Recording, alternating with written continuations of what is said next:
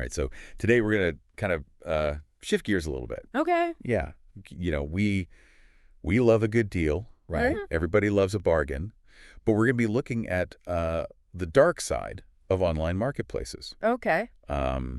Specifically Craigslist today. Mm-hmm. And sometimes those great deals that we find can actually turn into nightmares. Yeah. So we've got 3 stories for you today. Okay. That are really going to make you think twice about,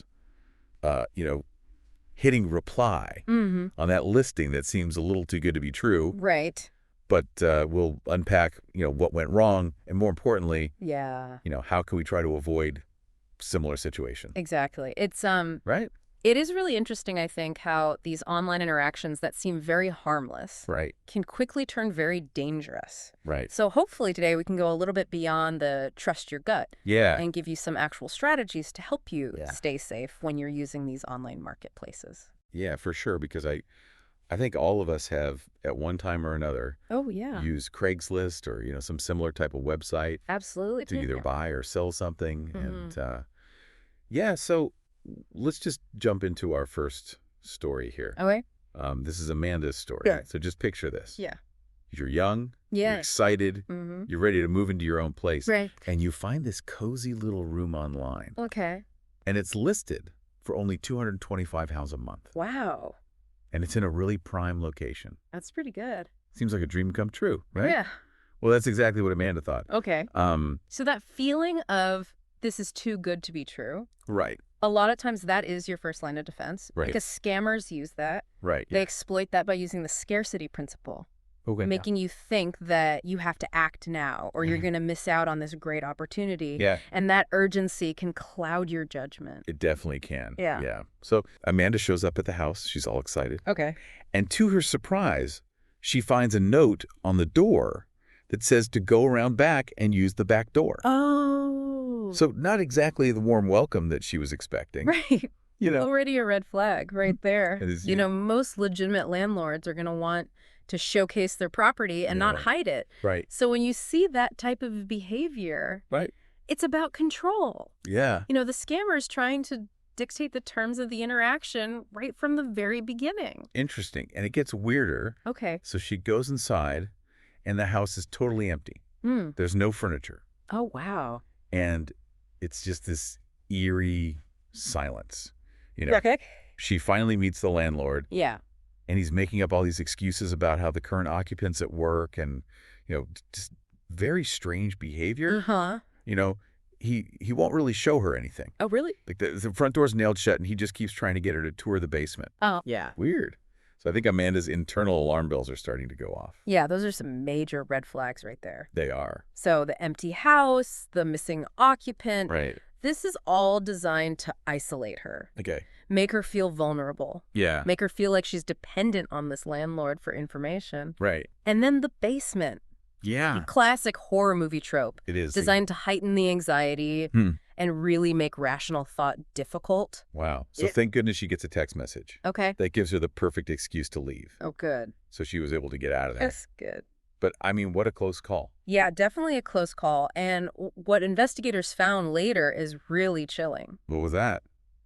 They went back to the house, and the room that she was supposed to rent was absolutely filthy. Oh, wow. There were creepy clippings all over the walls. Mm. And the basement actually had a fishing line trap. Oh, my God. And some tools that really hinted at some pretty sinister intentions. Oh, gosh. So this wasn't just a shady landlord. No. This was someone else. This was planned. Yeah, that's really scary. Yeah. So let's move on to our next story. All right. All right, this one takes us to Chris, who is a 14-year-old Okay.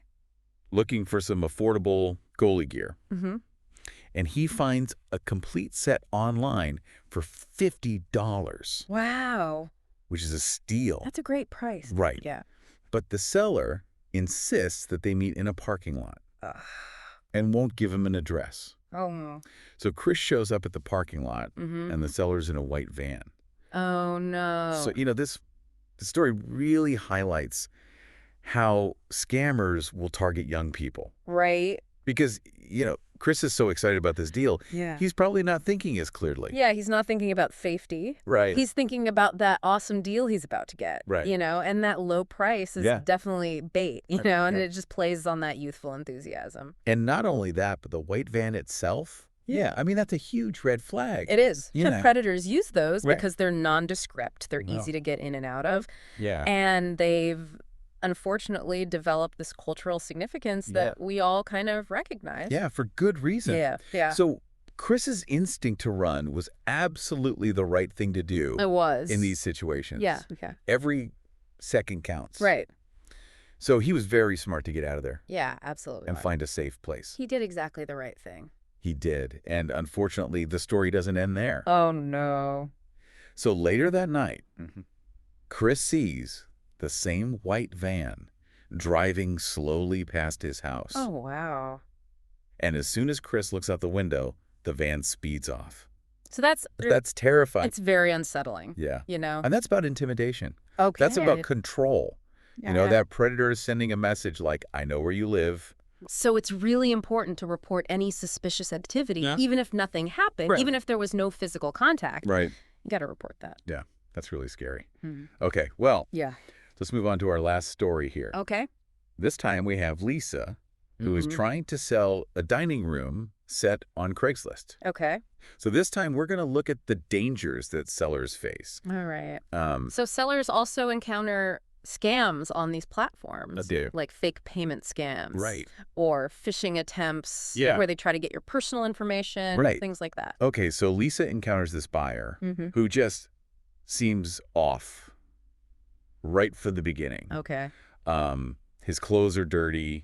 His voice is shaky. Yeah. He's got this unsettling demeanor. Wow. First impressions really matter. Yeah. And it sounds like Lisa's intuition was telling her something's wrong. Right. So this is where we have to listen to that gut feeling. Right. If something feels off, it probably is. Okay, so the buyer makes this really low offer. Okay. And when Lisa refuses, he starts pacing. Oh, no. He's muttering. Oh. He refuses to leave. Wow. So this is classic escalation, right? He's testing the boundaries, seeing how far he can push her. Yeah. It's a power play. Okay. He's trying to make her feel uncomfortable and potentially compliant. Wow. So Lisa, thinking quickly, runs to her bedroom, locks the door, and calls the police. Good. So when the police arrive, they find the buyer hiding in the pantry. Oh, wow. And he has a loaded gun. Oh, my gosh. So Lisa's quick thinking really saved her. Yeah. She recognized the danger. Right. She removed herself from that situation. Right. And she called for help. Yeah. And that's exactly what you should do. Right.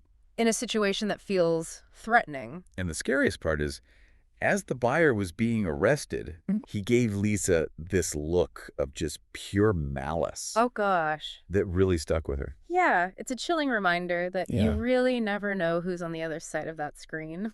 You really don't. So I think we can take away a few things from these stories. Yep. Number one, recognize the tactics. Okay. Like the too good to be true offers, attempts to isolate you. Yeah. Any sort of escalation of behavior. Yeah. Number two, trust your gut. Yeah. If something feels wrong, it probably is. Right. And number three, have a plan. Yeah. Know what you're going to do if a situation turns dangerous. Okay. Get out, call for help, and report it. Right. Every single time. That's really good advice. I think these stories really highlight how important it is to be aware and to be prepared when we're using these online marketplaces. Yeah, they can be powerful tools. Right. But we have to use them carefully. We do. Yeah. What are your takeaways from all of this? Yeah. Share your thoughts and any personal experiences you might have. Using the hashtag #DeepDiveSafety. All right. And remember, knowledge is power. Yes. Let's help each other stay safe out there. Absolutely. Thanks for listening, everybody. Thanks. We'll see you next time. See ya. Bye. Bye.